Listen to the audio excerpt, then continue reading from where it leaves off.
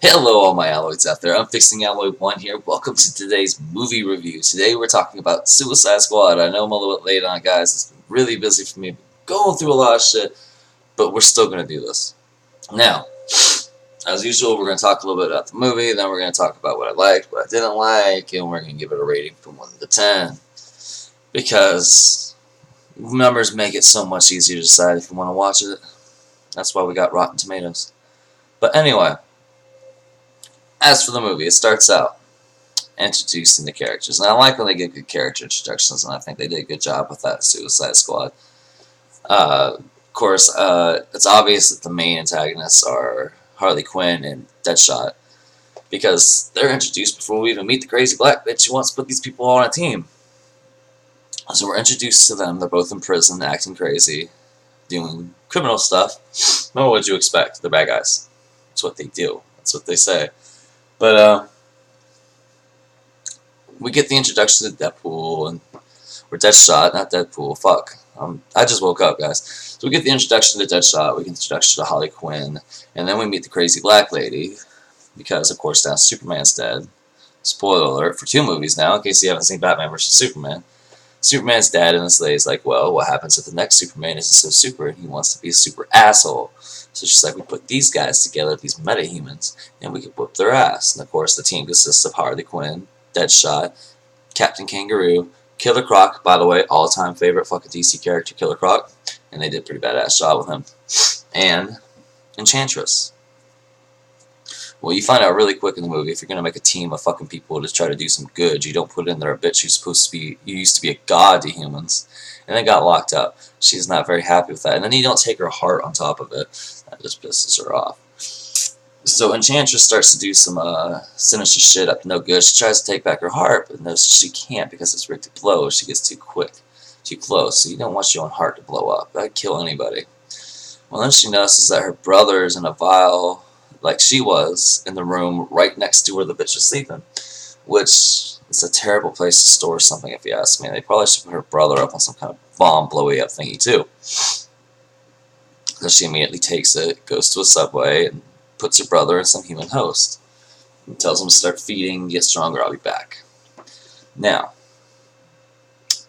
he starts feeding and getting stronger, she comes back, and of course, crazy black lady, because I can't remember her name. You guys know I'm terrible at movie names. I remember the main character's name, it's just not that one. She still has her heart, so she has to borrow her brother's powers. Now that right there got off the, kind of like what's going on here, because the one lady still has Enchantress's heart, so she's sharing her brother's powers, but they're still insistent on getting the heart back. I guess if her brother died, she would die. That would make sense, but at the same time, it's like, who the fuck's... They tried killing her brother, it didn't work out so well. Of course, Enchantress knows about the Suicide Squad, but... Anyway, Enchantress starts making a weapon to kill humanity with, and then she's capturing people and turning them into soldiers for her army, and blah blah blah blah blah. Of course, the Suicide Squad comes in all badass. They're able to take out her people, her army, with no problem, which is good and unfortunate because they all used to be human beings, and I'm pretty sure that whatever she did to him was one of those things that would wear off and go away if she was defeated. So, sorry everybody who died unnecessarily. I told you guys I just woke up. So, anyway, the whole point of them, the only reason they call it Suicide Squad is to do an extraction of a very important person in the city as it's being attacked. Of course, that person ends up being the crazy black bitch who summoned them all there, and then she gets kidnapped by Enchantress. Enchantress hooks her up to her little fucking machine of killing all humans, and uses her information to find secret military covert bases and shit like that. So, of course, the Suicide Squad, they have to go in and whoop fucking Enchantress's ass and save the chick again because blah blah blah blah.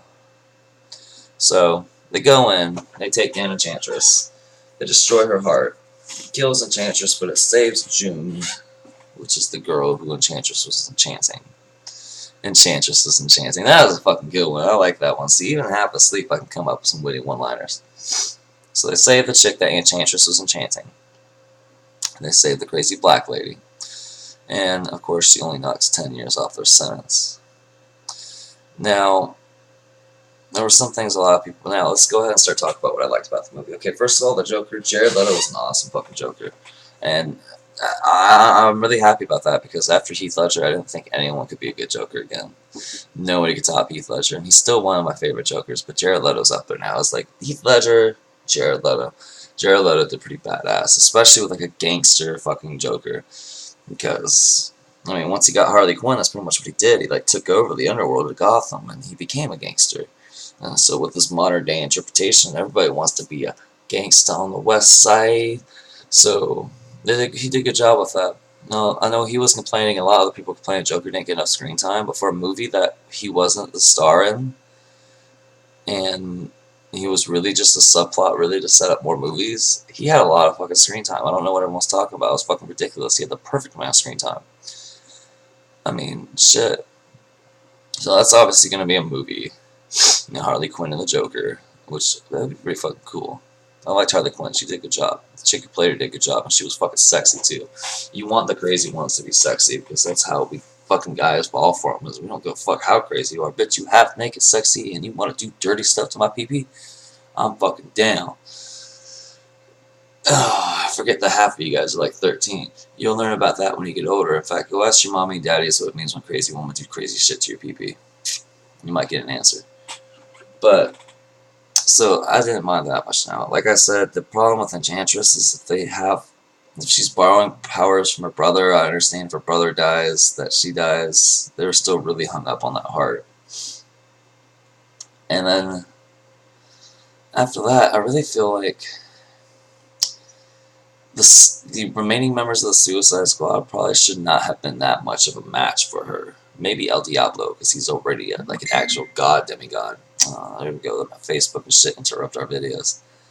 So, the movie had its bad points. The CGI was pretty on point. I like the way they did the character intros. That was awesome.